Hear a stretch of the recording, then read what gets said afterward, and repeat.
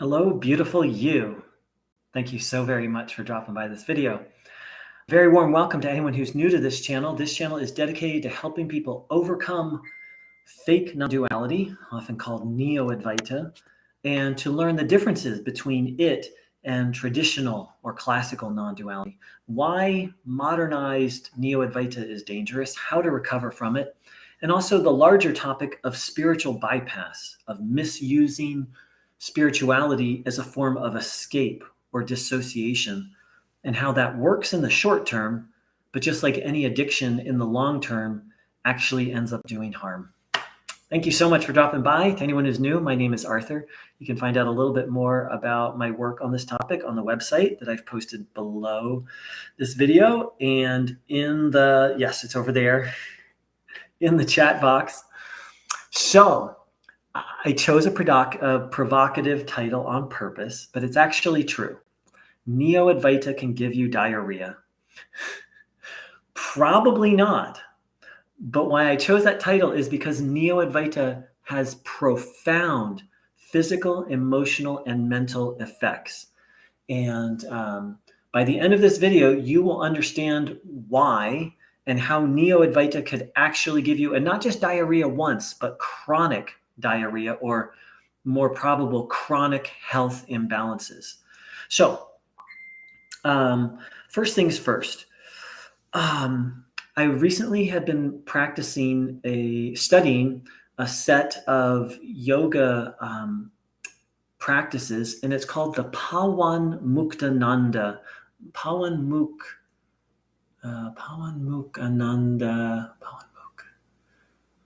Mukta asanas. And so what they are is it releases buildup of wind in the body. And there's 3 different series. The first series is for joints. Basically, it removes energy blockages. The first series is for joints. The second series is for lower back. And the third series is for tension in and around the spinal column. Now, I'm learning these from a book, and the book is very clear.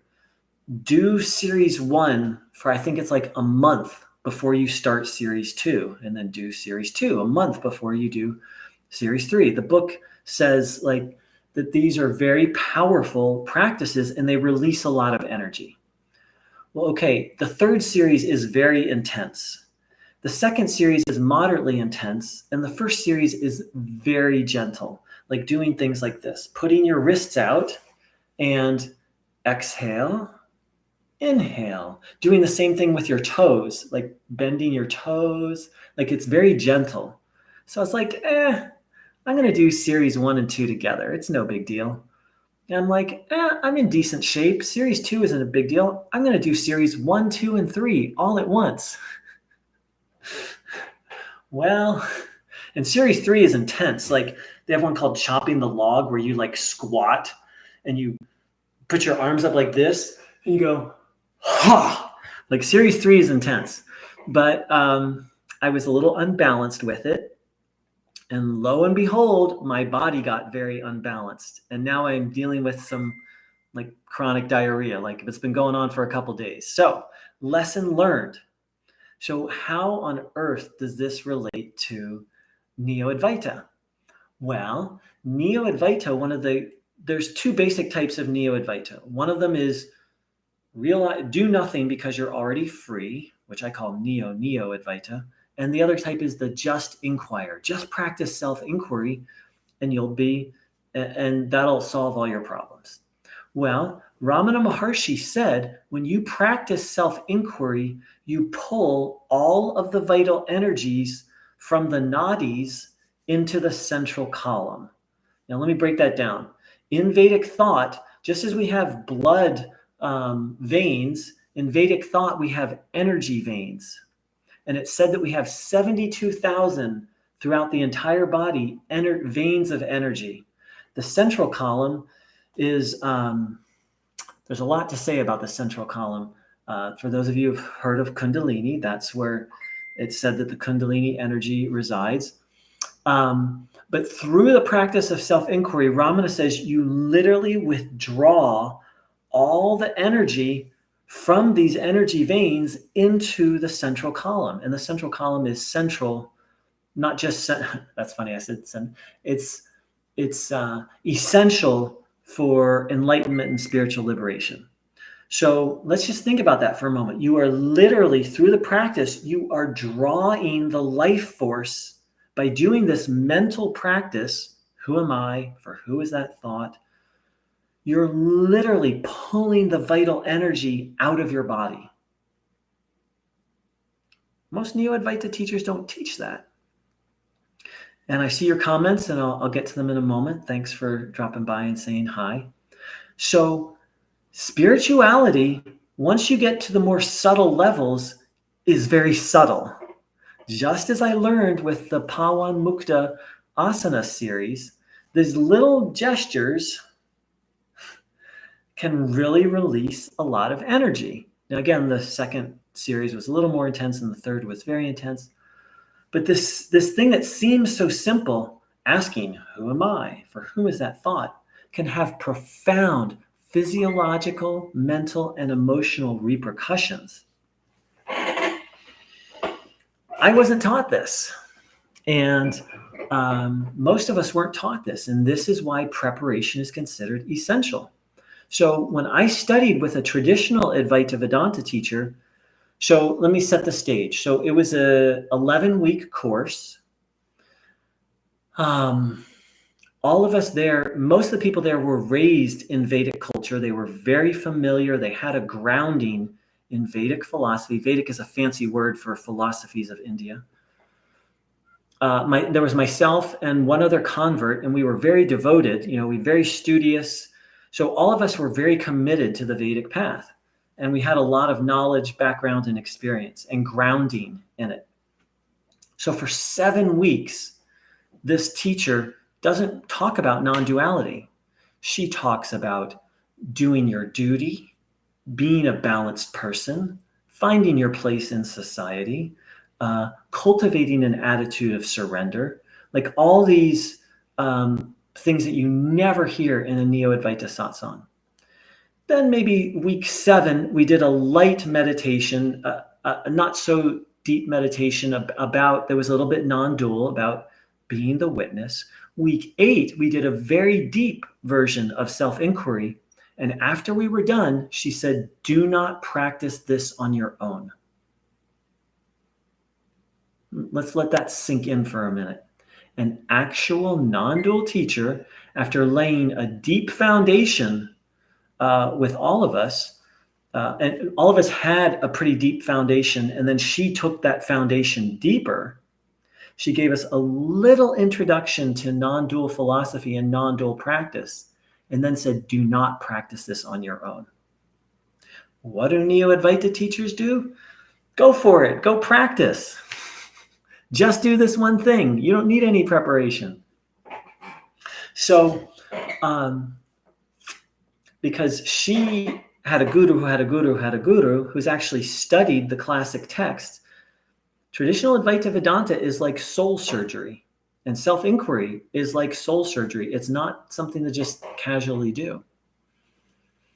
So on top of all of this, and here's where it gets really subtle, in Vedic philosophy, it says that everything is made up of 5 elements: earth, water, fire, air, and ether. And that different things, and that our body and even our minds are made up of these 5 elements. And that everything we do increases or decreases the different elements in our body. For example, if you drink water, that increases the water element, and it's going to decrease some of the other elements. If you, they've got it down to, I won't say a science, but it's a science that you can verify in your own experience. Like that everything we do has impact on these different elements. So self-inquiry impacts the ether element, which is the most subtle element. If you practice self-inquiry, it increases ether. Now, for that to happen, you have to be very grounded. If you're not a grounded, balanced person, increasing a lot of ether element in the mind will unbalance you. And It won't just make you ungrounded, it will psychologically unbalance you. So that's why it's necessary to have direct guidance with an actual qualified guru who can know when you're ready for these things. And, just like my cavalier attitude of like, well, I'm just going to do all these different yoga practices, forget the preparations, led to some repercussions. Doing that with Neo-Advaita has profound repercussions, negative repercussions. See if there's anything else. And so, last but not least, an increase in the ether element in Ayurveda, Vedic medicine, increases disorders of Vata. Vata is things like anxiety, insomnia, and there's even diseases that happen with Vata. And I know 2 Neo-Advaita teachers who have developed Parkinson's disease, which one of them isn't a Neo-Advaita teacher anymore. They were at one point. It's very interesting. His story is very different than most. But Parkinson's is a classic Vata disease. So don't believe anything I say. Go verify and research these things for yourself. Talk to traditional teachers, and just say no to Neo-Advaita.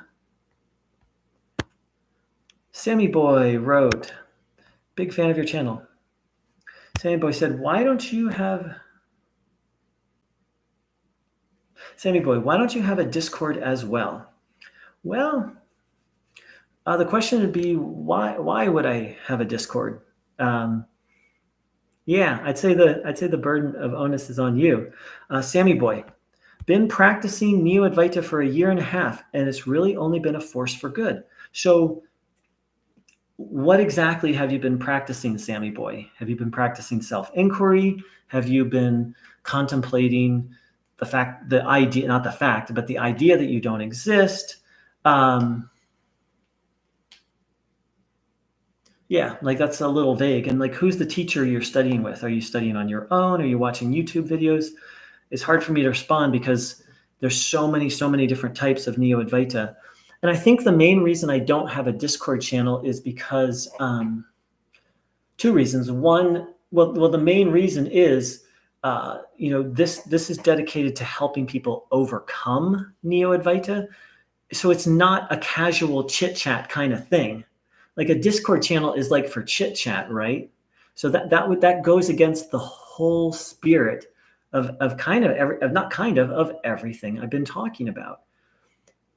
Advaita Vedanta is not a casual chit chat kind of thing. That's the way that traditional. That's the way that Neo-Advaita teachers want to paint it. But yeah, it's not. So it looks like Sammy Boy left. Are you still there, Sammy Boy?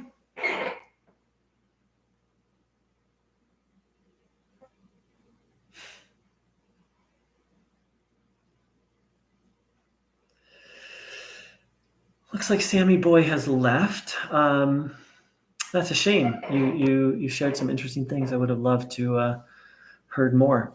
So yeah. Well, without hearing more, there's not much I can say or do. Well, I appreciate that you're a fan of this channel. I'm curious to hear what kind of Neo-Advaita you're practicing and how you think it's benefiting you. And last but not least, denial is not just a river in Egypt. Now, I don't know, for those of you who just came in, there was someone who came in and said, I've been practicing Neo-Advaita for 1.5 years, and it's really only been a force for good. So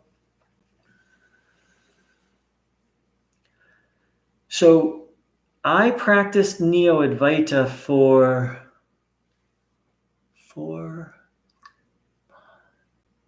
roughly 4 or 5 years until I realized it was bad. I was in complete denial of how it was destroying my life. So I don't know the case. I don't know your situation, Sammy Boy.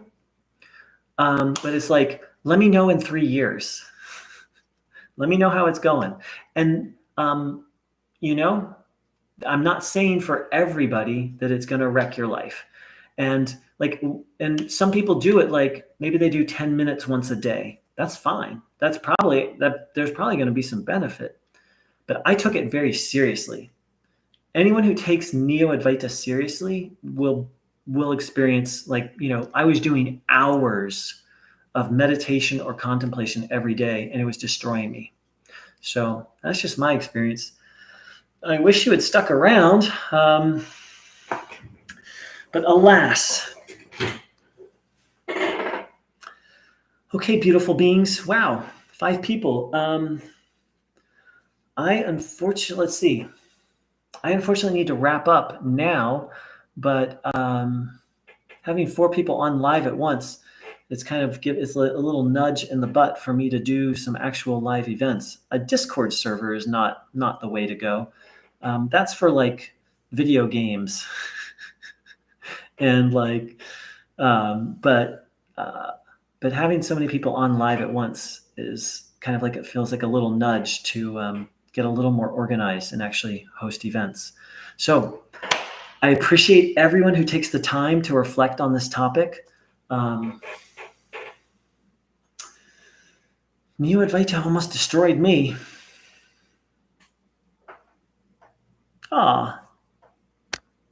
Let's see. Shazy Brewster. That's an interesting name. Shazy Brewster. When I grew up, there was a TV show called Funky Brewster. That's what I think of when I see your name, Shazy Brewster. Thank you for that. I'm so grateful. It's helpful. Neo-Advaita is not going to harm everybody. That's one of the mysterious things. I've watched it. I've watched it destroy people's lives, and I've watched it not really do much. But for those of us who it harms, it really harms. And so it's like, if I can help one person experience a little less harm, save a little more time in their recovery journey, that's why I do this. So much gratitude. I wish everyone a blessed, blessed day. Take care. Big love.